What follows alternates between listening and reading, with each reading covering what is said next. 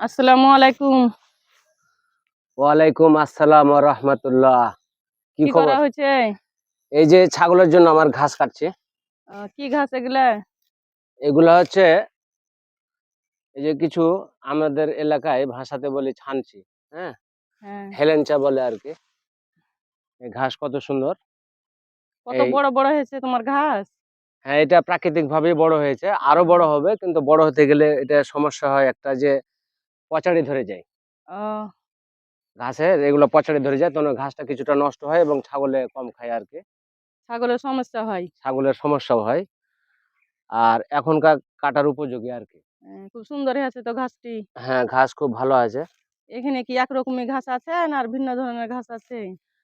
না, আসলে ঘটনা হলো যে অনেক ছাগল এবং গরুর যে খামার করছে অনেক ভাই, অনেকে আবার মানে খামার টিকাতে পারছে না। আ টাকাটা এখানে বড় কথা না, শ্রম দিতে হবে। আর পর্যাপ্ত পরিমাণে সবুজ ঘাস খাওয়াতে হবে ছাগল গরুকে। এই সবুজ ঘাস অনিবার্য পশুর জন্য, গবাদি পশুর জন্য, ছাগলের জন্য। এই ছাগলে যদি এই ঘাস খাইতে পায়, আমার দৃঢ় বিশ্বাস দিনে একবার যদি দানাদার খাবার খাওয়া যায় ছাগলকে তবে ছাগল তাহলেই সুস্থ থাকবে সুস্থ থাকবে এবং এবং শরীর যথেষ্ট এবং ছাগলের যে খামারের যে কস্টিং খরচ এটা খরচটা অনেকাংশে সেভ হয়ে যাবে। সেভ হয়ে যাবে। অনেক অংশে কমে যাবে খরচ এবং খামার নিয়ে কোনো টেনশন করতে হবে না আল্লাহর রহমতে। আমি এখানে ঘাস চাষ করি। আমি দেখাচ্ছি, এদিকে আসো। এই যে এটা হচ্ছে নেপিয়ার। আমি কিছুদিন আগে ঘাসগুলা কাটছি আরকি। হ্যাঁ? এই ঘাসগুলো আবার নতুন ও, করে গজাচ্ছে।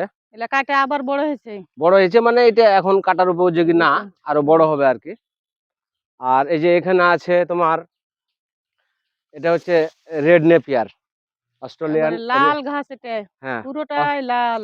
Australian red Napier. এই ঘাসটা কিন্তু অনেক ফলনশীল। আমি এখানে আরো ছিল এই কেটে ঘাসটা মনে হয় নরম হয়ে আছে। হ্যাঁ, নরম। এটা কিন্তু ঘাসটা আমি অবশ্য নরম। চারা করার জন্য রাখছি। আরো কিছু আহ, আছে অন্য জায়গাতে। আমি এটা চারা করার জন্য রাখছি। তবে এটা এখন অনেক সফট নরম হয়ে আছে।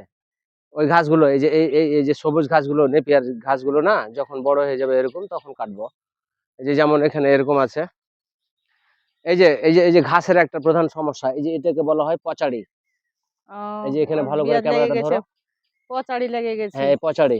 এখানে ফাঙ্গিসাইড এবং নাটিভো নামে একটা ওষুধ পাওয়া যায়।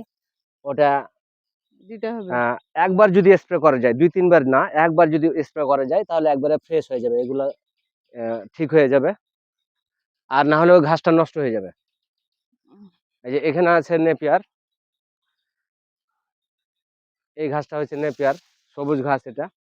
এটা পুরোটাই সবুজ। হ্যাঁ, তো আমি খামারি প্রেমিক ভাইদের জন্য একটি অনুরোধ করব যে আপনার খামারে পর্যাপ্ত পরিমাণে সবুজ ঘাস রাখবেন এবং একটাই ঘাস রাখবেন না, বিভিন্ন আইটেমের ঘাস রাখবেন। যেমন ওখানে লাল একটা নেপিয়ার, রেড নেপিয়ার, এটা হচ্ছে নেপিয়ার সবুজটা। আর আরেকটা আছে নেপিয়ার সিও-সিএন-4 আমারই আছে। সব কেটে খাওয়া হয়ে গেছে। আজকে কমপ্লিট করে ফেলেছি। নতুন করে গজাবে। এই যে এটাই হচ্ছে রেড এই নেপিয়ার সিও-সিএন-4। এটা এখন বোঝা যাচ্ছে না। এই ডাঁটাগুলো লাল হয়ে যাবে, পাতাগুলো সবুজ থাকবে বড় হয়ে গেলে। হুম? এই যে এখানে এই ডাঁটা লাল, পাতা সবুজ। এটা হচ্ছে নেপিয়ার সিও-সিএন-4। হ্যাঁ?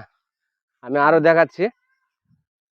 মানে শুধু দানাদার খাবার খাইয়ে ছাগল লালন পালন করা একটা মানে বড় কস্টিং হয়ে যায়।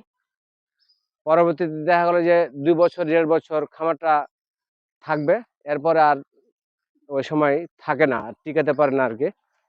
একমাত্র মানে অনেক শুধু খরচ হয়ে যায় তখন আর টিকাইতে পারে হ্যাঁ, না। যে এখানে একমাত্র এখানে তোমার লাগবে। একমাত্র এই যে পর্যাপ্ত ঘাস পরিমাণে ঘাস না রাখার ঘাস জন্য। থাকতে হবে, জমিতে হ্যাঁ, ঘাস থাকতে হবে। জমিতে ঘাস থাকতে হবে। এই যে এখানে এই যে এটা দেখাও। এই যে এরকম যদি ঘাস থাকে প্রাকৃতিক ঘাস, আর কি লাগে? এই যে আমি ঢুকে যাচ্ছি এখানে, আমি বসে কত যাচ্ছি। বড় বড় হ্যাঁ, ঘাস। এই যে কত বড়, বড় ঘাস। ঘাস দেখেছো? এই যে ঘাসগুলো, এই যে এই ঘাসগুলো যদি গরু ছাগলে খেতে পায়, তাহলে ওই গরু ছাগল ৮০ ভাগ সুস্থ থাকবে। ৮০ ভাগ। এবং পর্যাপ্ত পরিমাণে গরুর দুধ হবে, ছাগলের দুধ হবে। হ্যাঁ, কোনো সমস্যা হবে না, কোনো দুধের সমস্যা জন্য হবে না আল্লাহর সমস্যা রহমতে। হবে না। এখানে এই যে এগুলোতে আরো আছে, এই যে সামনে হুম। পর্যাপ্ত পরিমাণে এক কথায় ঘাস রাখতে হবে, তাহলে ছাগলের খামার নিয়ে কোনো টেনশন করতে হবে না। এগুলোতে অনেক ঘাস, প্রাকৃতিক ঘাস। এগুলো আসলে এমনি এমনি হয়ে যায় নাই। আমি এই জায়গাটাকে অনেক সুন্দরভাবে বেড়া দিয়ে ঘিরে রেখেছি। আর কিছু সার দিতে হয়, পানি দিতে হয়। এরপরে অটোমেটিক এই আহ, প্রাকৃতিক ঘাসটা হয়ে যায়। আল্লাহ দিয়েছে, কিন্তু আবার কিন্তু যত্ন করতে হয়। হ্যাঁ, হ্যাঁ, এটাই হচ্ছে কথা। কিন্তু ফাঁকা জায়গার উপরে হবে না। ফাঁকা জায়গার উপরে গরু ফাঁকা ছাগলে জায়গা সব অন্যের গরু নষ্ট ছাগলে করে খেয়ে দিবে নষ্ট তো, করে দিবে। বেড়া ঘিরে দিয়ে এলাই চাষ করতে হবে। হ্যাঁ, তো প্রিয় ভাই ও বন্ধুরা, আপনাদের প্রতি আমার অনুরোধ, আমাদের ভিডিওটি যদি ভালো লেগে থাকে তাহলে অবশ্যই আমাদের ভিডিওতে লাইক, কমেন্ট এবং শেয়ার করে দিবেন। আর আমাদের চ্যানেলে নতুন হয়ে থাকলে অবশ্যই চ্যানেলটি সাবস্ক্রাইব করে আমাদের সঙ্গেই থাকবেন। আর আজকের মতো এখানে বিদায় নিচ্ছি। অন্য কোনো দিন অন্য ভিডিও নিয়ে আপনাদের মাঝে উপস্থিত হব। আল্লাহ হাফেজ।